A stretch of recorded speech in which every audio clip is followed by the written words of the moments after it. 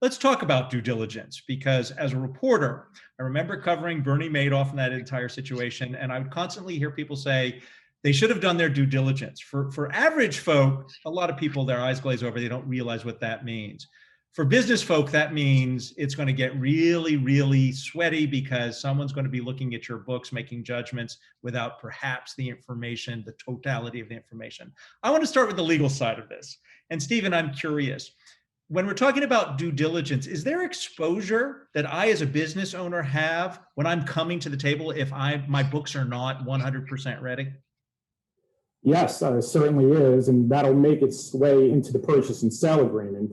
A buyer is going to ask for accuracy, a representation that the financial statements that it reviewed are true, correct, and complete in all material respects. So you do want to make sure your documentation, whether it's from your contracts, your licenses and permits, or your financial statements, are in good shape. And that's why it's very important to start the process early. You want to know before you go out to market that everything is in tip-top shape. So who do I go to first? James, I'm going to throw this one to you first, and I'm going to come to Lami. Do I approach the CIO and the CTO to prepare for due diligence first? Yeah, absolutely. I think the CIO will be there for you. But certainly if you think of IT is the blood that runs through the body of the company. That's where you're going to get all of the accurate information. Lami mentioned QuickBooks. We see a lot of that where the CFO is getting multiple reports that don't match on the finance side, and that's generally a red flag. So I think IT certainly has to be tuned in on the reporting side. The data points have to be accurate, and that's where probably the first place you want to start looking is at the data points coming out of the finance systems, the customer systems, the HR systems. Lami, this is your expertise. And I mean, the 200 plus transactions, I imagine each case is different. For a middle market business owner, what should I be afraid of? What should I not be afraid of when we get into this process? I think for a middle market business, there's nothing to be afraid of, to be honest. And if you have the right kind of advisors, it should be a relatively seamless process. So one thing to do is obviously, yes, make sure you have the right team in place, whether it's your controller, your CFO, or your external, accounting firms to kind of help you. But it's funny you mentioned Madoff earlier. It's obviously size is it's a determining factor in how you conduct your diligence. The way you conduct your diligence for, buying a $25,000 car is very different from, a $1 million house. So perceived value is crucial here. So with the Madoff situation, obviously some people invested relatively low amounts, but there's some procedures that we would undertake to verify, the cash flows. There's something we call cash receipts to revenue reconciliation as an example. Very, very basic way to know what's coming into the business and going out. So you can't really be scammed if you're really going through things like that. But on the whole, I just want to be clear that it's always a judgment-free zone. Your advisor should be on your side. So whenever we're going through diligence, we understand that you have your day job. You have to run the business. You still have to run the operation. So it's always more of a quieter in the background, getting ready for a sale or a financing situation, whatever it is, and then we try to make sure that we help you coordinate with the other side as well, whoever your buyer is or who it is. So it should be a judgment-free zone and nothing to be afraid of.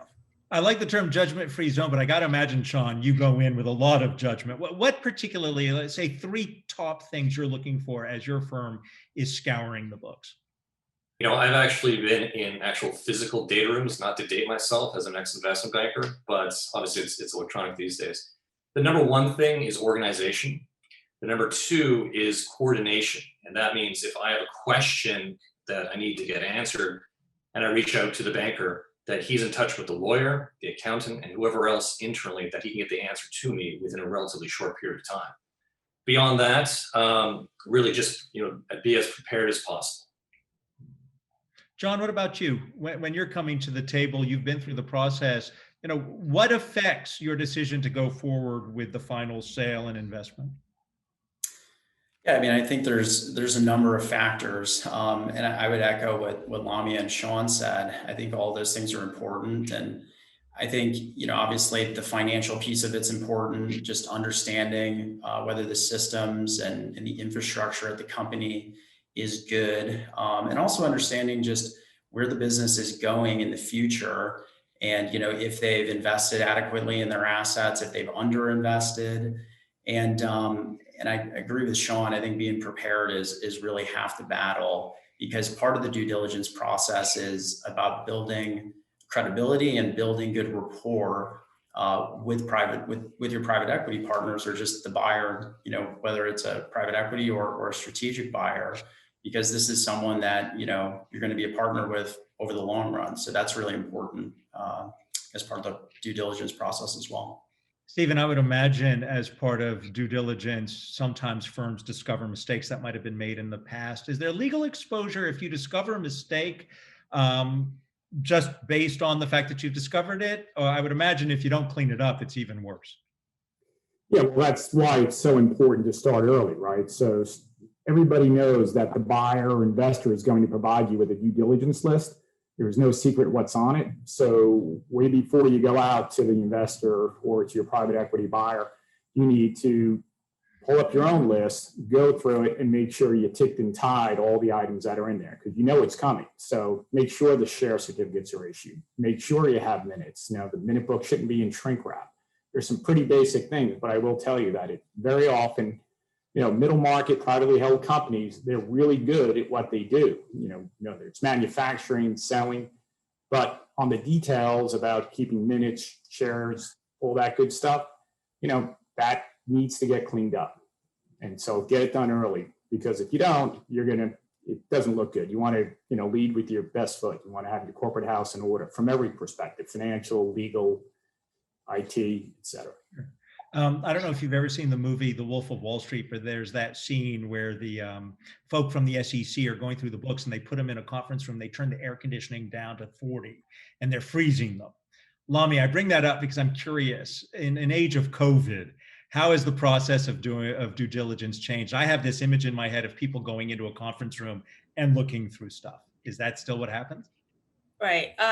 Not so much with COVID. Luckily, we've always been able to work remotely. So it hasn't been too much of a problem. Obviously, balancing that with everybody else in the house is difficult, but so far it's been pretty seamless. If anything, we do a lot of Zoom calls, kind of meetings, so we still see the management team and have conversations and conduct our interviews. In some instances, if it's absolutely necessary, we would go to the field, but so far it hasn't happened in the last 12 months. So the only thing I would say is the process is now a little bit more condensed in terms of the interview time. So usually before COVID, we would go out there for 2 days, 3 days, speak with management, explore the facilities, things like that. But now it's more, a few hours, more condensed, but we hit the hard hitting areas and get through it.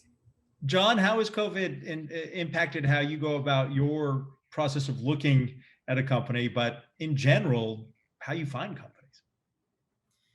Yeah, it's a good question, and I think we're still, like everyone, adjusting a little bit and maneuvering around COVID. But it's I think it's definitely made us less apt to just jump on a plane really quickly and go meet with people. I think we're all talking on Zoom here today. We've become heavy Zoom and Microsoft Teams users, but the due diligence process itself is largely still the same, and we still do go on site and do visits, but we typically will hold that off for later in the process. And obviously, we follow all the federal, state, and local guidelines and regulations for doing that, with wearing masks and social distancing and things of that nature.